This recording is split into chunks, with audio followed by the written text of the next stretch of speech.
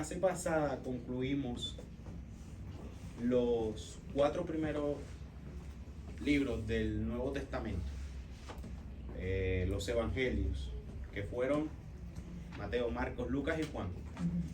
Después de Mateo, Marcos, Lucas y Juan viene un libro histórico llamado Hechos de los Apóstoles, o como algunos estudiosos le han dado el nombre de los hechos del Espíritu Santo a través de los apóstoles.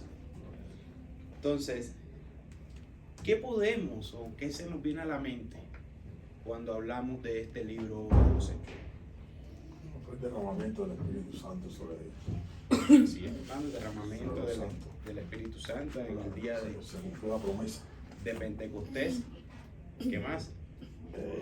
También se empezó a expandir el Evangelio. El cumplimiento de la gran comisión. Bien, hermano, cumplimiento de la gran Claro, comisión. Comienzo de Exactamente, así es, así es.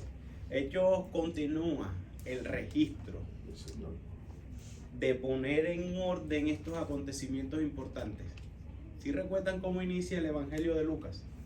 Lucas es el autor tanto del Evangelio de Lucas como de los Hechos de los Apóstoles. Sabía que Lucas- escribiéndole a Teófilo. Exactamente, escribiendo a Teófilo. Así que si ustedes unen estos dos libros, parece que es una concordancia impresionante, porque así como finaliza Lucas, así inicia Hechos, con la ascensión de ¿quién? Teófilo. De Cristo, la ascensión de Cristo a los Ah, cielos. sí, sí.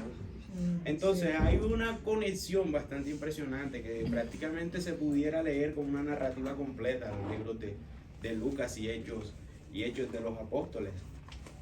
Comenzando con la ascensión de Jesús, como habían dicho, pasando por el nacimiento de la iglesia en Pentecostés, hasta la predicación de Pablo en Roma. Hechos narra el esparcimiento del evangelio y del crecimiento de la iglesia. También registra la oposición que continuamente se incrementa sobre el evangelio. Y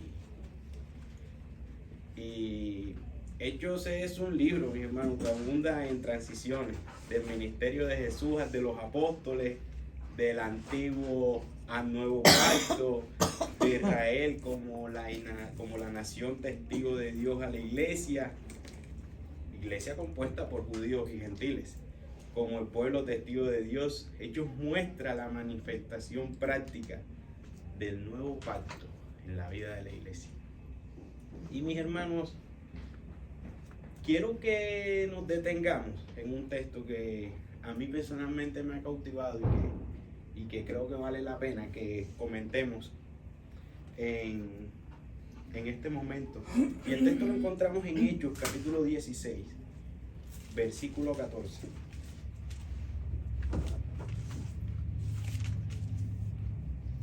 Entonces una mujer llamada Lidia, vendedora de púrpura de la ciudad de Tiatira, que adoraba a Dios, estaba oyendo, y el Señor abrió el corazón de ella para que estuviese atenta a lo que Pablo decía.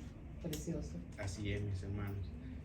En medio de la predicación y la propagación del evangelio, este relato nos muestra lo que debe de pasar en una persona para que sea atraída a Dios. ¿Y qué es? Que Dios abre el corazón. Que Dios abra el corazón, mis hermanos. Ahí vemos la obra primordial que debe suceder en una persona para que llegue a los pies de Cristo. Dios debe abrir su corazón, dice. Entonces una mujer llamada Lidia, vendedora de púrpura, seguramente era una mujer muy importante de la ciudad. Parece ser que era una mujer comerciante de la ciudad de Tiatira, que adoraba a Dios. Seguramente esta era una mujer que conocía al Dios de las Escrituras, del Antiguo Testamento, pero su corazón no había sido abierto. Seguramente ella entendía las Escrituras y a lo mejor había escuchado del Mesías, pero era necesario que alguien le predicara el evangelio. Entonces dice el texto que ella estaba oyendo, parece que ella tenía oídos atentos, que estaba prestando atención a lo que estaba diciendo, a lo que estaba oyendo, y dice que Y el Señor abrió el corazón de ella. ¿Para qué? Para que estuviera atenta. A lo que Pablo decía. Para que estuviese atento, mis hermanos. Ella fue la que dijo que después posaban en su casa. Exactamente. Sí, el versículo 15. Sí, que le robó a los apóstoles Sí. que posaran en su casa. Y ahí Dios abrió la puerta también para que ya Sí. ellos estuvieran donde están también. Así es, definitivamente, mis hermanos. Entonces vemos también cómo esta mujer practicó la hospitalidad, que es un rasgo característico de un creyente. Como ella y los invitó a que posaran en su casa, y efectivamente parece que duraron un tiempo prolongado en casa de esta mujer. Dice que los obligó a quedarse. Sí, seguramente. Los obligó a quedarse. Así es, mis hermanos. Entonces en ellos vemos el esparcimiento del Evangelio. Vemos cómo Hechos narra los viajes misioneros de Pablo. Entonces básicamente este libro es una narrativa histórica, y es importante que entendamos eso. No es un libro doctrinal como los que vamos a ver a continuación, sino que este libro contiene una narrativa histórica con la intención de que nosotros sepamos cómo la iglesia se fue esparciendo, cómo vivía, cómo se comportaba la iglesia primitiva. Ahí también se manifiesta como el evangelio es traído a los gentiles también, ¿no? Exactamente, la predicación del Predicación de los evangelio. gentiles. A Y los ahí A mí lo que me estamos gusta nosotros. de los hechos es porque dice que así fue la vida de los primeros cristianos. Así es. Es maravilloso la narrativa. Le da unos deseos de ser. Ahí empezó todo. ¿no? Sí, ahí empezó En hecho, todo. empezó todo. Claro, vemos Bueno, la vida de los- acontecimientos bastante impresionantes, como cuando Pedro dio su primer discurso, que se convirtieron, 3.000 y después 5.000. así es, 3.000 y después 5.000. Así es, hermano. Porque tenía el espíritu de adivinación ahí mismo. la adivinación Sí, de vemos Lidia. muchos hechos bastante importantes. Pero, mis hermanos, vamos a pasar ahora a las epístolas paulinas. Vamos a pasar a las epístolas paulinas, y si alguno me pudiera ayudar, ¿cuáles son esas epístolas que escribió Pablo? No, el Corintio. Después de Corintio viene Está Romano, Gálatas, Efesios. Gálatas, Efesios, ahí. La podemos organizar. Tenemos a Romanos, primera y segunda de Corintios, Exacto. Gálatas, Gálatas, Efesios, Efesios, Filipenses, Colosenses, Colosenses, primera y segunda de primera y Tesalonicenses, segunda de Tesalonicenses, muy bien, primera y segunda de Timoteo, Tito, Tito y Filemón. Filemón, así Y es. Hebreos, ¿no? No, Hebreo ya empieza otra. No, Hebreos no. De Otra hecho, el característica. libro de Hebreos es un libro que se ha mantenido en el anonimato. El libro de La Biblia Hebreos cae ahí, es, ¿no? La sí, Biblia cae. el libro de, vamos a hablar un poquito de él cuando pasemos por Hebreos, pero brevemente, el libro de Hebreos no se sabe a ciencia exacta quién es el autor. Han habido muchas posiciones, pero a diferencia de las otras epístolas, es el único libro que ha permanecido en anonimato, y no se sabe, es un misterio quién, no se sabe a ciencia cierta quién escribió el libro de los Hebreos. Pero vamos a La profundizar Biblia cae, Son la los Biblia mismos cae. hebreos. más en eso. Así es. No, si la Biblia cae, nosotros caemos también. Entonces, el libro que sigue, la epístola que sigue después Romano. de Hechos es Romano. Romanos. Y podríamos abundar en Romanos Se años. dice que es la brújula del cristiano. Sí, seguramente es una epístola con un contenido doctrinal bastante importante para la fe cristiana. ¿Y por qué se llama Romanos esta epístola? Porque fue Pablo dirigido a los Romano. romanos.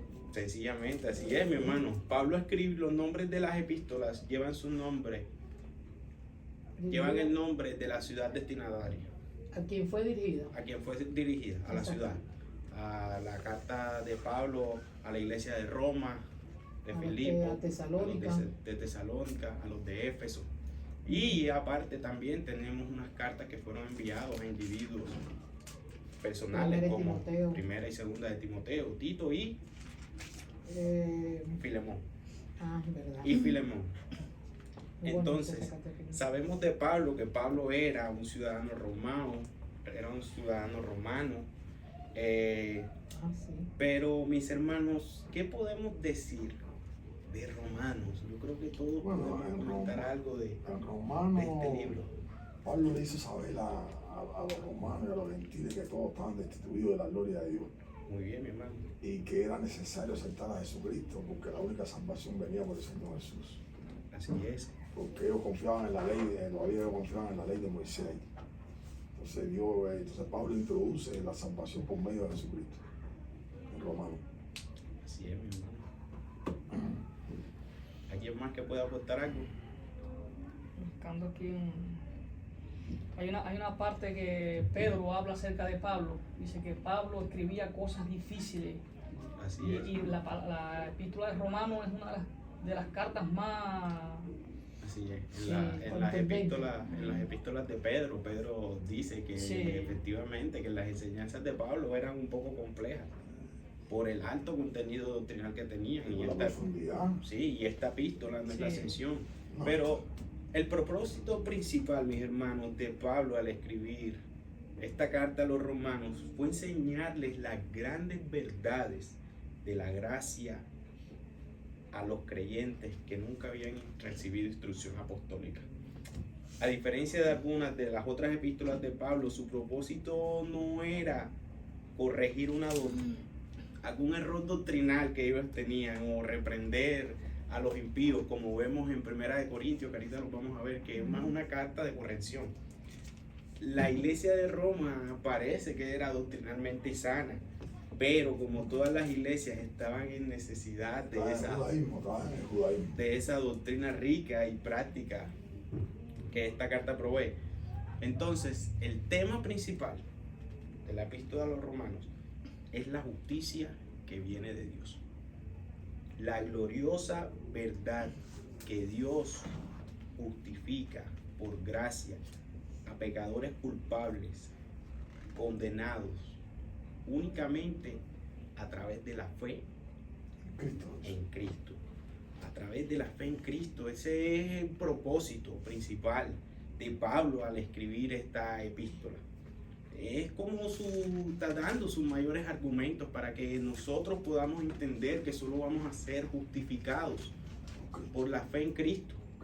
Él da los argumentos, da tantos argumentos de peso con los cuales podemos entender, podemos ver más de cerca nuestro pecado y lo alejado que estamos nosotros de Dios. Como decía nuestro hermano, estamos destituidos de la gloria de Dios. Entonces podemos ver varias doctrinas, pero solamente quiero que analicemos 4. La primera es, como decía nuestro hermano, la humanidad pecadora. Romanos capítulo 3, versículo del 9 al 20.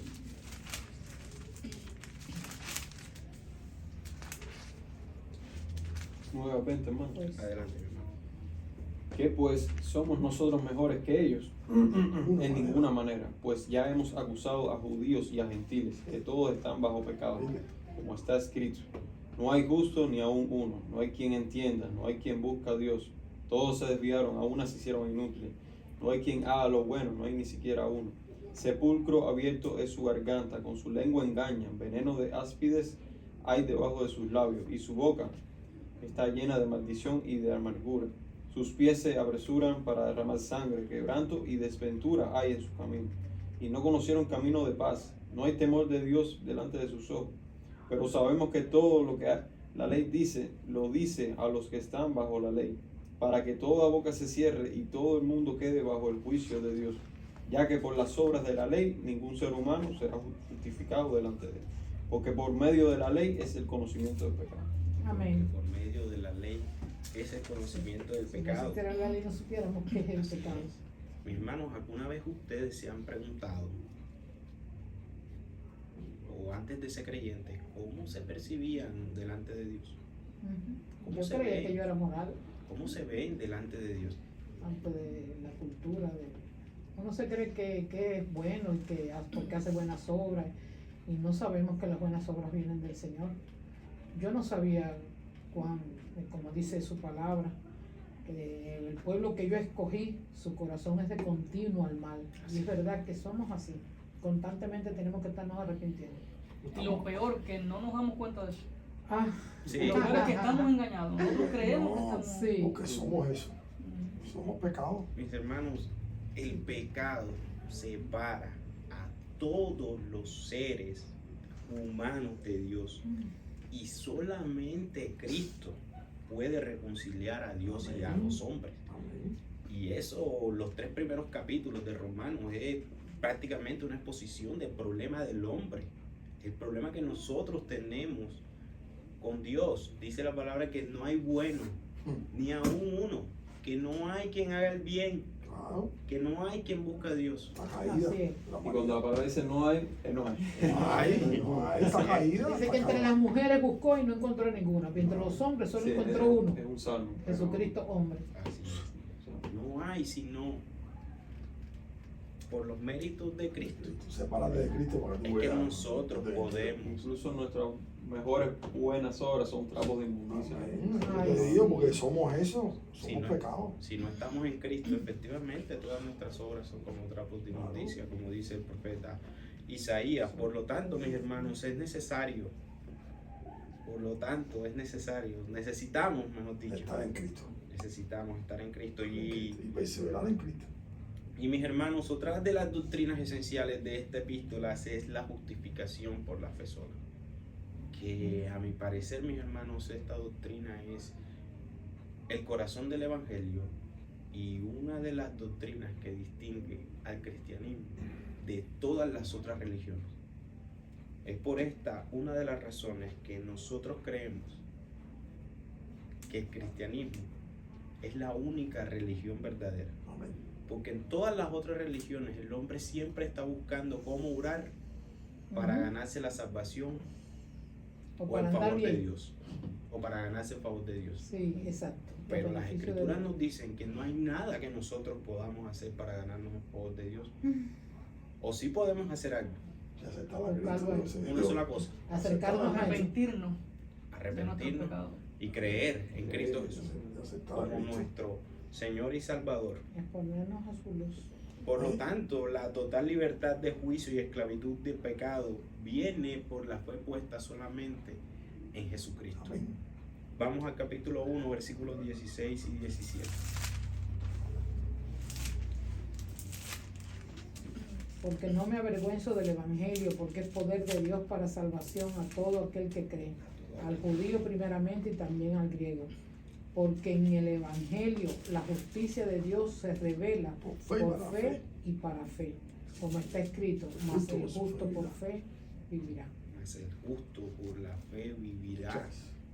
Está citando esta frase, el justo por la fe vivirá, la vemos en otra parte de las escrituras, en los profetas. Los salmos, ¿no? ¿En qué profeta? ¿Qué profeta? En Habacuc. Ah, verdad, No, aunque lo la- estudiamos el domingo pasado. sí, El, aunque falte el olivo, Ah, ya la lleva. Mas el Todo. justo por la fe vivirá. es verdad que cuando nos falta todo, no tenemos otra que aclamar al Señor. Sí. Y mis hermanos, ¿qué significa eso? El justo por la fe vivirá. No, yo creo que eso significa que nosotros somos justos por Jesucristo, porque no hay ninguno justo. justificado. No, ¿Y cómo justificado. vivimos? Dice que nos declara justo, pero no nos hace justo. Por ejemplo, hay ejemplos en el Antiguo Testamento. Vivían porque tenían su mirada puesta en el Mesías que venía. Ellos no sabían ni cuándo iba a venir, ni es verdad que la creencia es por fe. Sí, pero ahora dice la Habla Biblia la que comisión de somos Dios. justos, ¿no? O somos No, no. Pero justificados. ese justo viene de Nos declara justificado, ¿no? O- Sí, exacto. Claro, ya fuimos justificados ya. Pero El no justo. somos justos. Pues en ese, Dios no nos hace justos. exacto, a nosotros se nos imputa la Sí, justicia de sí. Cristo. Ahí está el problema. Y que dice, sí, ajá. Claro. y dice el texto que el justo por la fe vivirá. Y ahí es donde viene la clave. Por la fe vivirá. ¿Por la fe en qué? En En Cristo. Cristo. En Cristo y en las promesas de Cristo. Por eso es que nosotros vivimos por fe. Porque nosotros tenemos Nos nuestra aferramos a su mirada promesa. en qué? En Cristo y en las promesas de Él. En Cristo. Y es de esa manera que nosotros vivimos. No por lo que vemos, sino como él vivió también. Por fe. Si no, vivimos Por vivimos por fe, mis hermanos, por fe, pero no es nuestra fe no es una fe ciega, es una fe puesta en las promesas de Dios en nosotros. Y con el entendimiento. Entonces, mis hermanos, esta epístola también nos habla que por medio de la propiciación de Cristo, los que creen son glorificados y apartados para servir a Dios. También que es el proceso de santificación del creyente. También nos habla de la reconciliación, que el sacrificio de Jesucristo renueva la relación entre Dios y los seres humanos, como hemos hablado. Y vamos al capítulo 5, versículo 1, Romanos 5.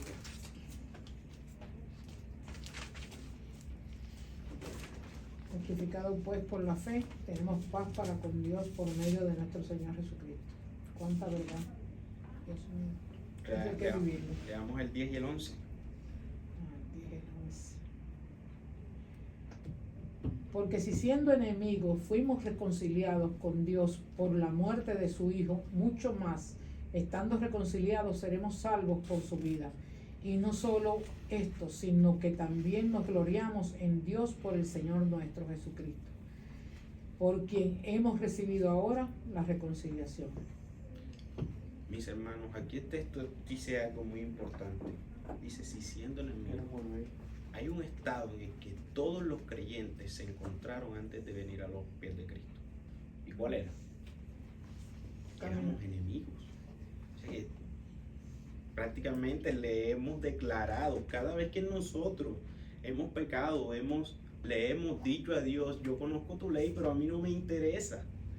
Ese yo que está Hemos dentro de nosotros, ¿no? quebrantado su santa ley y por lo tanto somos merecedores y somos culpables del castigo, pero gracias a Cristo que pagó por nuestros pecados pasados, presentes y futuros, Gracias, Señor. es que no vamos a ser condenados. Pero este es el estado lamentable en el que el ser humano se encuentra. Por eso es necesario, mis hermanos, que nosotros prediquemos fielmente el Evangelio de Cristo. Pero es hermoso lo que leemos en estos versículos, porque dice, si siendo enemigos fuimos reconciliados con Dios por la muerte de su Hijo, mucho más estando reconciliados seremos salvos por su vida. Seremos salvos por su vida, hermano, por la obra que hizo Cristo. Y mis hermanos, esto nos lleva a nuestra siguiente carta, que es Corintios. Corintios, primera de Corintios. La carta es nombrada Corintios, ¿por qué? Para los Corintios. Por la ciudad a la que fue dirigida, a la ciudad en donde se encontraba la iglesia, que es Corintios, en donde la iglesia a la que fue escrita estaba localizada. Entonces, esta iglesia de Corintios fue fundada por Pablo en su segundo viaje misionero. Si tienen tiempo en su casa, en el libro de Hechos, capítulo 18, más explícitamente pueden leer un poco sobre esto. Pero en los Corintios vemos que era una iglesia parece que tenía problemas. muchísimos problemas y tenía una distorsión.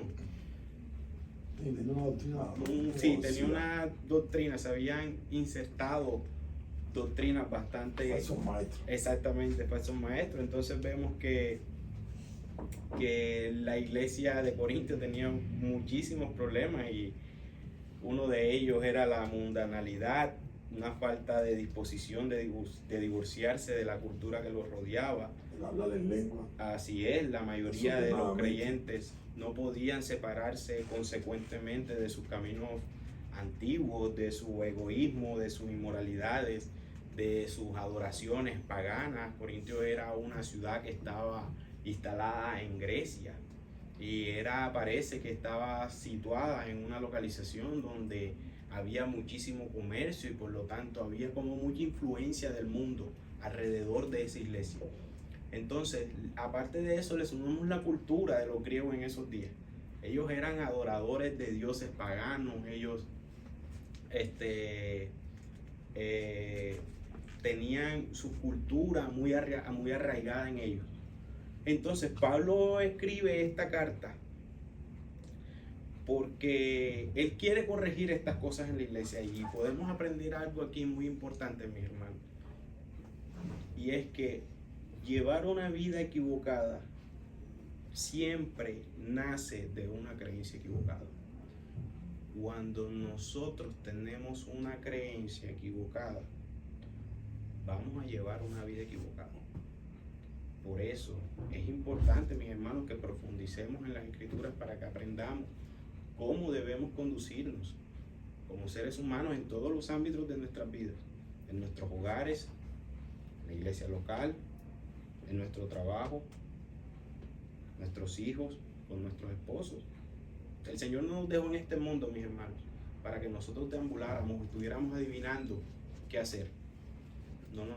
Él nos dejó su palabra para que nosotros podamos andar en pos de ella.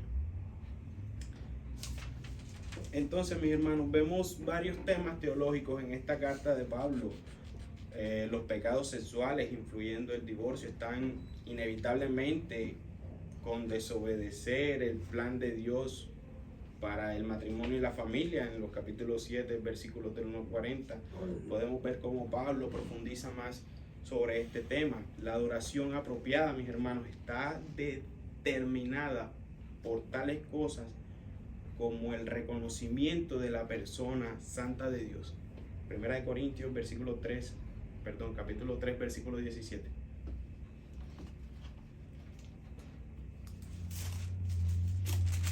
Si alguno destruyere el templo de Dios, Dios le destruirá a él, porque el templo de Dios, el cual sois vosotros, santo es. Así es, mis hermanos. También vemos la identidad espiritual de la iglesia, capítulo 12, versículos del 12 al 17. La enseñanza del amor también. La enseñanza del amor, muy bien, mis hermanos. Así es. También vemos otros temas bastante importantes como la participación de la mesa del Señor. Amén. Y lo que Pablo tuvo que corregir de esas personas que estaban tomando la Santa Cena indignamente. Entonces, mis hermanos, también vemos un tema bastante importante que son los dones espirituales, y Pablo argumenta que no es posible que la iglesia sea edificada fielmente y eficazmente a menos que los creyentes entiendan y ejerciten sus dones espirituales. Como decía nuestro hermano José Alberto en el culto de adoración, que todos tenemos, o sea, hay que poner nuestros dones claro que sí, porque somos parte del somos cuerpo parte de del Cristo, cuerpo de Cristo. y ningún parte del cuerpo de Cristo es estéril. Es estéril. Así es, mis hermanos. Todo hace Así falta. es. Entonces, como decía nuestro hermano, también vemos el entendimiento y la expresión correctas del amor genuino, piadoso. Era obligatorio para el uso de los dones, hermanos, y aún para el conocimiento correcto de todas las cosas de Dios. Vamos a 1 Corintios capítulo 13, versículos del 1 al 13.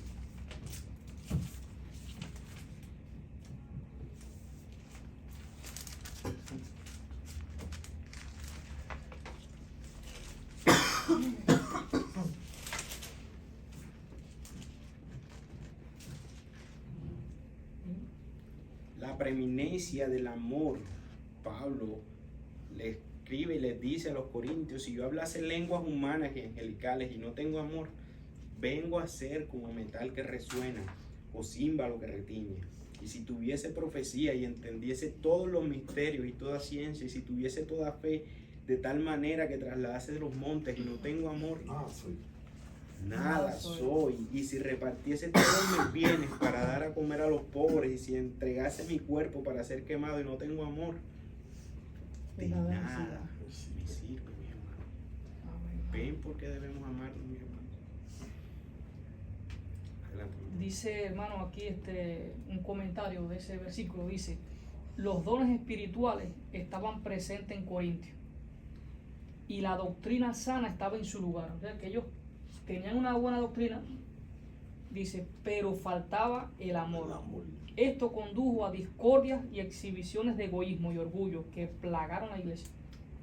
Tenemos que cuidarnos. Podemos tener buena doctrina, podemos tener dones, Pero si nos falta amor, dice Pablo, nada. Es que esos son los frutos del Espíritu Santo. Y eso es una cosa que glorifica a Dios. No hacer El unas amor. cosas por amor a Cristo. Y eso no lo entendía. Es que el Eso, segundo ahora es que lo mandamiento estoy también, viviendo. amarás a tu prójimo como a ti mismo. Qué buen comentario, mi hermano. Sí, definitivamente así es. Cristo dijo que en qué conoceremos, que conocerán que son mis discípulos. En que nos amemos, hermanos. En que nos amemos. Eso solo Dios lo Pues, produce. amén. Así es. Eso solo Dios. Eso solo Así Dios lo es. produce, porque Porque nadie, Dios nadie, es amor. no, y nadie puede dar lo que no tiene. Nosotros no podemos dar amor. Ah, así mismo es. Eso- Incluso, hermano, nosotros podemos dar un consejo o podemos, aún siendo verdad, si ese consejo yo lo doy, un ejemplo, de una manera incorrecta, dejo de tener la razón, aunque sea verdad.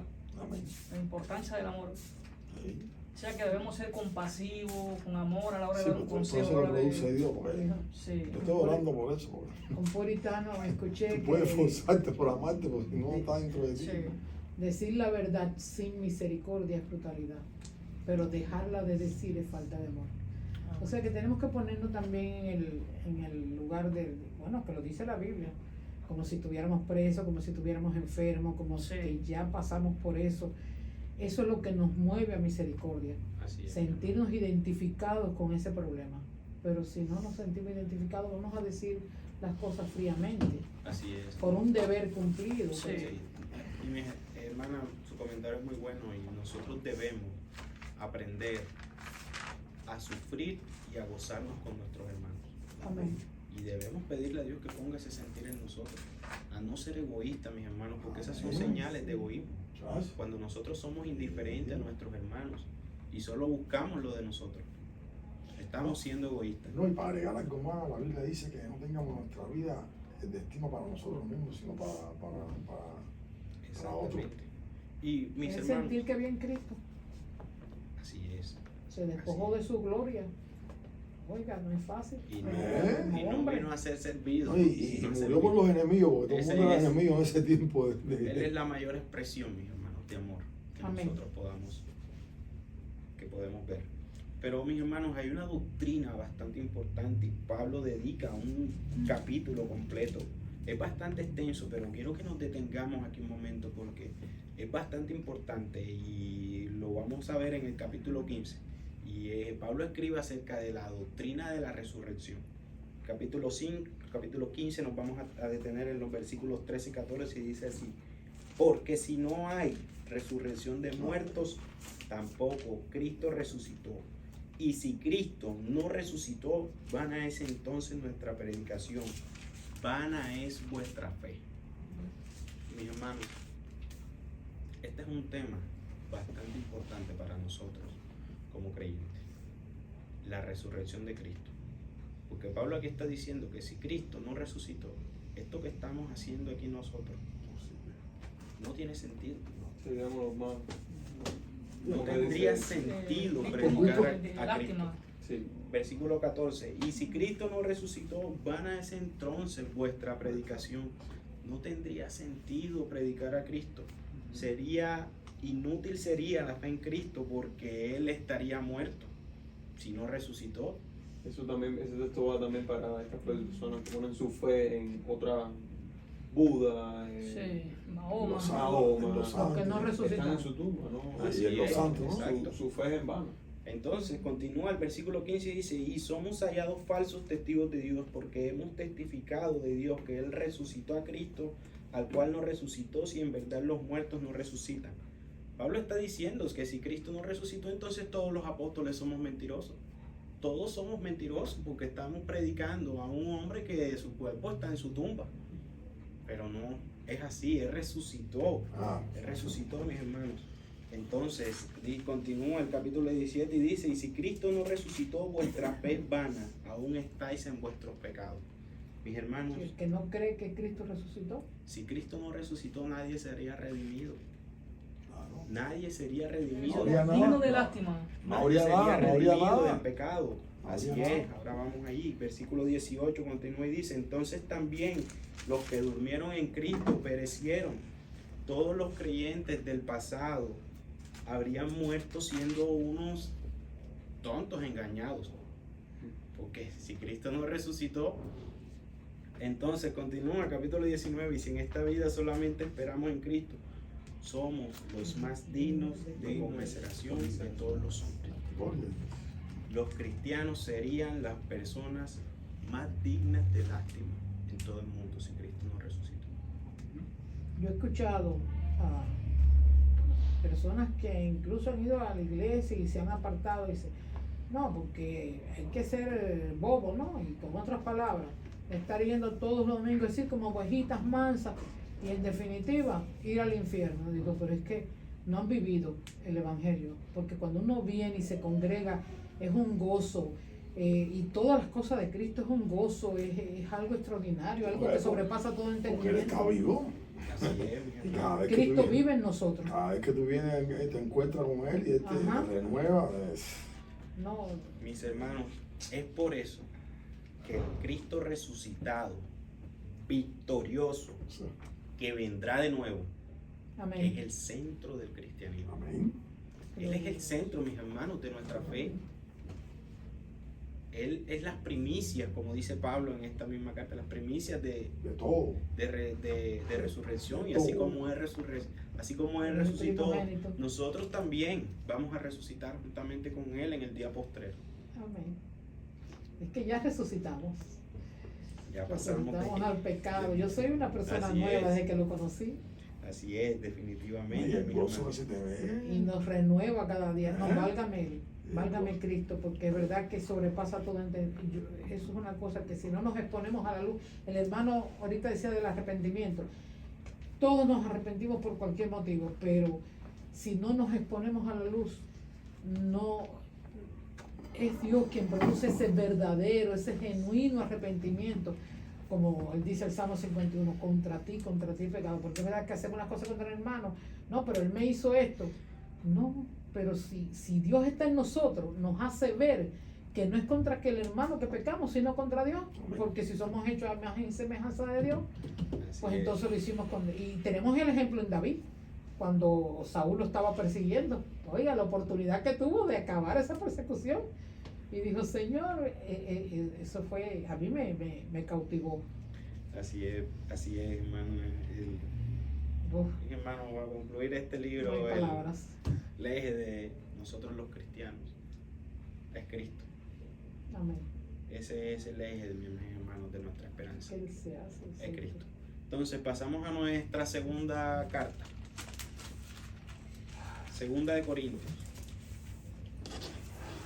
En esta carta, en los primeros 7 capítulos, hay una preocupación definitivamente por Pablo de defender su apostolado. Vemos en los capítulos 8 y 9 la exhortación a los corintios a reiniciar las preparaciones de la colecta para los pobres en Jerusalén. Y los capítulos 10 y 13 nos hablan de confrontar a los falsos apóstoles de frente. Entonces, mis hermanos, aunque esta es una carta muy personal escrita por el apóstol en medio de contra aquellos, en medio de la batalla contra aquellos que estaban atacando su credibilidad, Segunda de Corintios contiene varios temas teológicos muy importantes. Entre ellos, muestra a Dios el Padre como un consolador misericordioso. Primera de Corintios 1, capítulo 3. Podemos, si alguien lo tiene, lo puede leer. Segunda de Corintios, capítulo 1, versículo. Bendito sea el Dios y Padre de nuestro Señor Jesucristo, Padre de misericordias y Dios de toda consolación. Gloria. Dios de toda consolación. Vayamos al 7, capítulo 7, versículo 6. Pero Dios que consuela a los humildes, los consoló con la venida de Tito, y no solo con su venida, sino también con la consolación con que él había sido consolado en cuanto a vosotros, haciéndonos saber vuestra gran efecto, vuestro llanto, vuestra solicitud por mí, de manera que me regocijé aún más. Mis hermanos, y aquí vemos algo muy importante, y es la manera como Dios obra a través de los hermanos. ¿Cómo fue consolado Pablo? A través de De otro hermano, se me olvidó el nombre. Repite, Se acabó de decir. repite. Tito. Sí, a través de Tito. Tito. Vemos Con la venida de Tito. Fue Sí, consolado con quién? Tito. Con la venida de Tito, mis hermanos. el solo verlo ya de... Mis hermanos, a veces nosotros somos muy superficiales cuando les pedimos estas cosas a Dios. Y le pedimos a Dios que nos consuele, que nos fortalezca y esperamos que nos sobrevenga algo sobrenatural. Que venga Dios y no. Exacto. Viene Dios a través de Somos un Que hermano. mis venga- no, hermanos. pero nosotros queremos que venga el mismo Dios y. Exacto. Sí. Sí, es verdad. Esa- Sí. sí, Un exactamente, ángel, mis ¿no? hermanos. Pero ¿qué dice Un Pablo aquí? acontecimiento. Tito. Nada más que de ver a Tito ya se Sí. alegró. A veces a través de con una llamada, con una simple llamada, Dios nos consuela. Ajá. Mis hermanos, aquí Un saludo. vemos una manifestación hermosa del pueblo de Dios. ¿Cómo nosotros podemos consolarnos los unos a los otros? Entonces, mis hermanos, continuamos. Capítulo 4, versículo 6. Bueno, sí. Porque Dios que mandó de las tinieblas resplandeciese la luz, y Él es que resplandeció en nuestros corazones para la iluminación del conocimiento de la gloria de Dios en la faz de Jesucristo. Amén. De Jesucristo. Vemos al Dios creador en este versículo. Vamos a capítulo 4, versículo 14. Oh, Entonces, sabiendo que el que resucitó el Señor Jesús, a nosotros también nos resucitará con Jesús y nos presentará juntamente con vosotros. Versículo 13, capítulo 4, capítulo 13, versículo 4. Por- Sí, hermano. Porque aunque fue crucificado en debilidad, vive por el poder de Dios, pues también nosotros somos débiles en Él. Oh. Pero viviremos con Él por el poder de Dios para con vosotros. Viviremos con Él para el poder de Dios. Con Él por el, Para- con Él por el Por poder el de poder de Dios para con Para vosotros, vosotros. mis hermanos. Aquí vemos el rol de Dios como el que resucitó a Jesús de los muertos y que también resucitará a los creyentes. Amén. Capítulo el mismo 1, que versículo 9. resucitó a Cristo resucitará también, lo dice. Capítulo 1, versículo 9. De capítulo 1.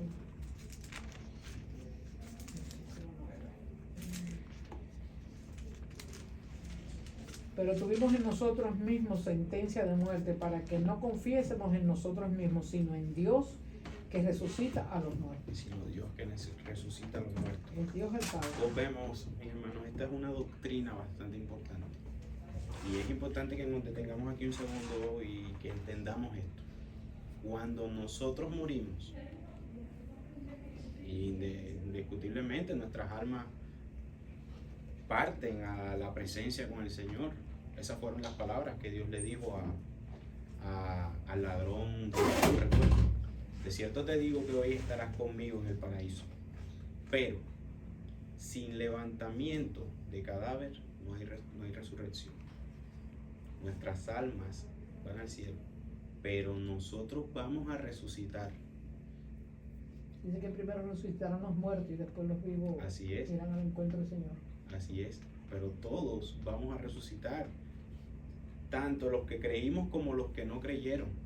Y Ah, todos sí. vamos a ser juzgados ante el gran trono del Señor. En Apocalipsis nos da una noción más amplia de cómo será eso, pero esta es una doctrina, mis hermanos, bastante esencial e importante en el cristianismo, en la resurrección de los muertos. Así como Cristo resucitó, así también nosotros y todas las personas que han vivido desde Adán van a resucitar y van a rendir cuentas ante Dios. Algunos para vergüenza de ellos, pero para otros va a Vida ser eterna. quizás uno de los momentos más hermosos que no nos podemos imaginar Nuestro mayor anhelo. en nuestras vidas. Y reinaremos con Él. Amén. Reinaremos con Él. Entonces, mis hermanos, vamos a comentar un versículo en el capítulo 5, versículo 17. Yo creo que es un texto que muchos no sabemos o que hemos escuchado. Segunda Corintios. De modo que si alguno está en Cristo, nueva criatura es. Las cosas viejas pasaron y aquí todos son hechos. Aleluya. Amén.